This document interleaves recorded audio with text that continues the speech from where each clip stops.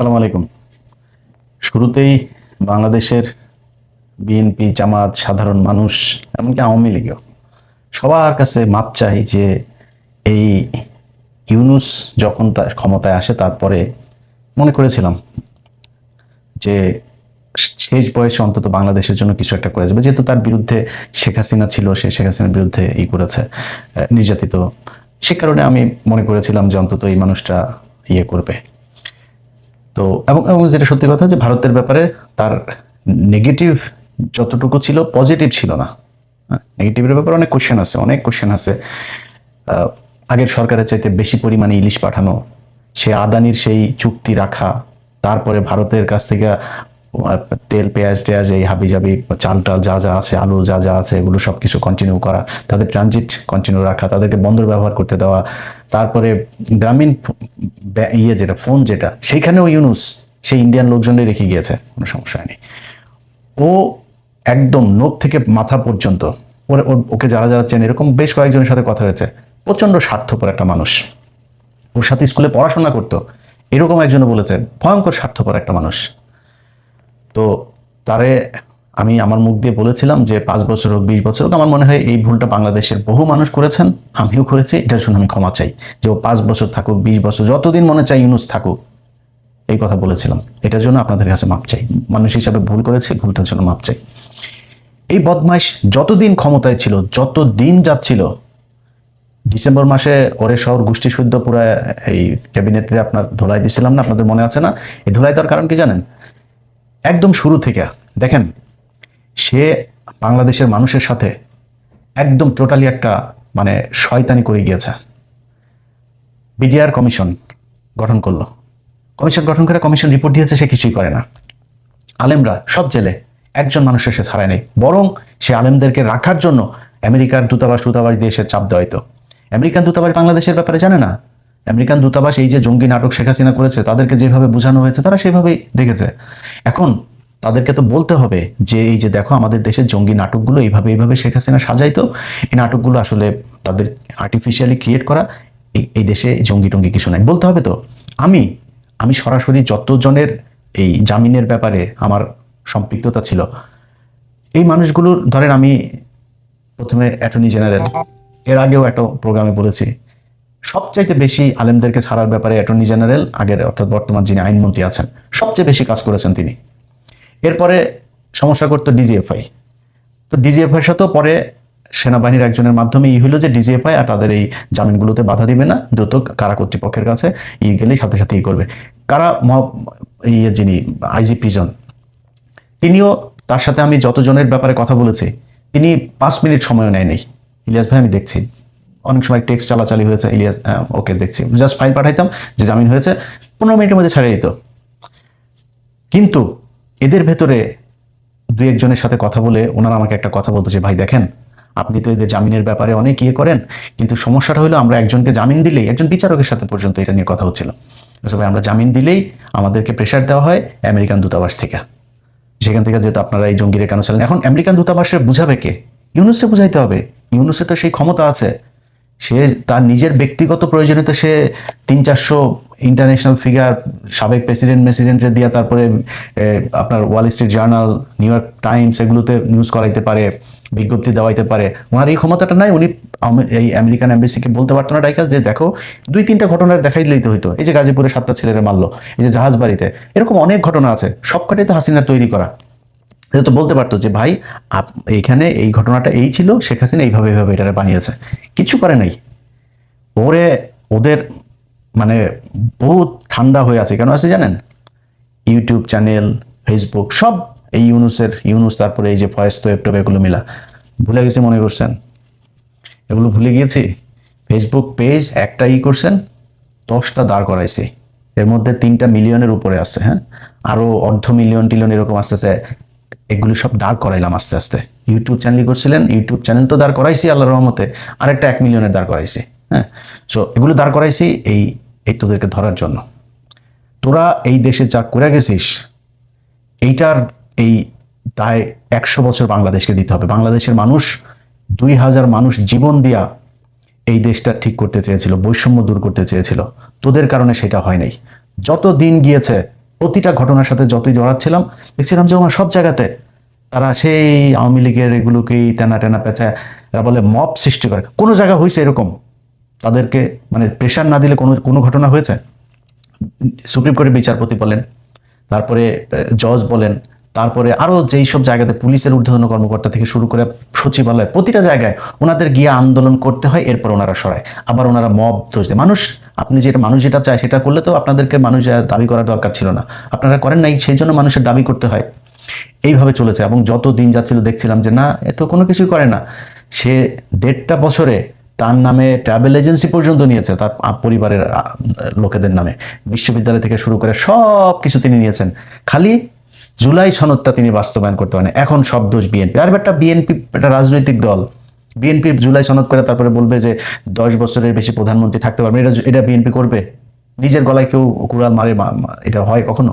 তারা করে না। তুই করিস নাই কেন? তোরে সেই ম্যান্ডেট দেওয়া হয়েছিল, তো তুই চাইলে পরের দিন গণভোট করতে পারতি, গণভোট করে তুই চুপ করে সরাইতে পারতি, তোরা চুপ করে সরাইস নাই।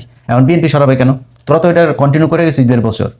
তোদের চাইতে বরং, আমরা তো বিএনপি নিয়ে অনেক সমালোচনা করি না, তোদের চাইতে বিএনপি অনেক বেশি করেছে। তোরা আওয়ামী লীগের কার্যক্রম নিষিদ্ধ করে গেছিস, সেইটাও চাপে পড়ে। ছাত্রলীগকে নিষিদ্ধ করতে হবে, সেইটাও চাপে পড়ে। মাহমুদুর রহমান ভাই গেল, গিয়া চাপ দিল, চাপ দেওয়ার পরে তারপরে তুই আলটিমেটাম দেওয়ার পরে তোরা কেন তোরা আগে করতে পারিস নাই? করে নাই। বিএনপি আইসা আওয়ামী লীগের কার্যক্রম নিষিদ্ধ এটা আইনে পরিণত করলো, তোরা করতে পারিস নাই? করিস নাই কেন? জুলাই সনদ তোরা করে যাস নাই? 1.5 বছর লাগে জুলাই সনদ বাস্তবায়ন করতে, তোরা করিস নাই? তোদেরকে না করছে কেউ? তোরা সংবিধানও করতে পারতি, তোরা সবই করতে পারতি, কিচ্ছু না। ওরা আইসা লুটপাট করা 3-4টা ছিল, কারোর কিছু বলেন। আরে ভাই, এত অভিযোগ, আমরা এত বলাবলি করি, এত জায়গা থেকে এত তথ্য প্রমাণ যায়, তারা সরায় না। একটা উপদেষ্টারে পর্যন্ত তারা সরাইলো না।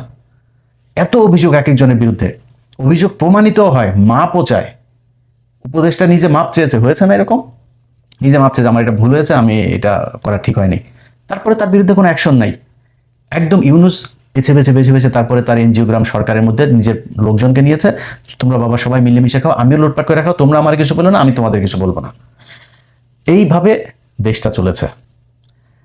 আজকে এই ইউনুসের পররাষ্ট্র উপদেষ্টা তৌহিদ গতকালকে কথা বলেছে, সে আমেরিকার সাথে চুক্তি হয়েছে, সে নাকি জানেই না।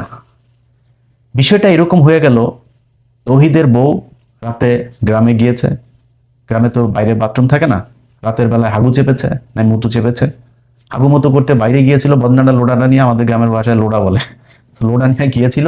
যাওয়ার পরে কেউ একজন প্রোডাকশন দিয়ে দিয়েছে বাথরুমের মধ্যে ধরে। এরপর এসে দেখা যায় তৌহিদের বউয়ের পেটে বাচ্চা, তৌহিদ জানে না। বিষয়টা এরকম।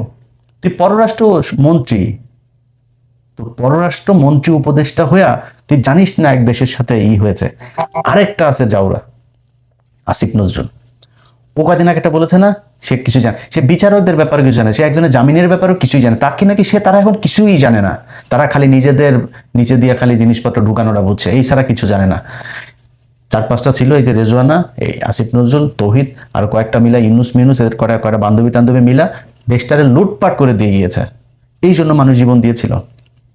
এই যে সুযোগ, এই বাংলাদেশের ইতিহাসে আজ পর্যন্ত এক শেখ মুজিব ছিল, শেখ মুজিবের মানুষ এই সুযোগটা দিয়েছিল, ওই জাউরামি করে দিয়ে ধ্বংস করে দিয়ে গেছে, আর সেকেন্ডটা তোরা পাইছে। এর মাঝখানে আর এত সুযোগ, এত ক্ষমতা কোনো সরকারের হাতে আসে নাই, কোনো রাজনৈতিক দল কথাই বলতে পারে নাই। তার কারণে তোদের চাইতে 111 সরকার বহুত ভালো ছিল, কিচ্ছু করে দেওয়া যায় না। আজকে সে বলে সে চুক্তির ব্যাপারে কিছুই জানে না। আমেরিকার সাথে যে চুক্তি, আমি আমেরিকায় আছি, বাংলাদেশের স্বার্থের বিরুদ্ধে যদি আমেরিকার ইয়েতে যদি কোনো চুক্তি, আমি সেটার বিরুদ্ধে যাব, 100% যাব। কিন্তু তুই জানিস না কি চুক্তি হয়েছে, তুই জানিস না, এইটা কেমনে হইতে পারে? এই জাউরা হলো সবচাইতে বড় জাউরা। এই জাউরাটা সব কটা দূতাবাসে আওয়ামী লীগের লোকজনকে টিকায় রাখছে। এই জাউরা, এই যে মুশফিক ফজল আনসারি ছিল না, মেক্সিকোর রাষ্ট্রদূত, মুশফিক ফজল আনসারি ভাই এই ইউএনএ একটা পোস্টিং হচ্ছিল ওনার, এটাতে এই এই এই তৌহিদ, এই পররাষ্ট্র উপদেষ্টা, সে এটা হইতে দেয় নাই, সে মুশফিক ভাই এটা হইতে দেয় নাই। এটা মুশফিকের মুতের সমান হয়েছিস তুই। মুশফিক এই দেশের জন্য এই গেল 15 বছর, তার পরিবার, তার বৃদ্ধ বাবা মা, তাদের উপরে যে টর্চার হয়েছে তুই জানিস এগুলি? তুই মুশফিকের পিছনে লাগে তারপরে তারে ক্ষতি করিস, আর আওয়ামী লীগের লোকজনের ভালো ভালো ভালো ভালো জায়গায় সব পোস্টিং দিয়ে তারপরে বসায় রাখছে। এটা করে গিয়েছে তৌহিদ। এ হলো নিখাত এই ইন্ডিয়ান মাল। নিখাদ ইন্ডিয়ান মালিটা।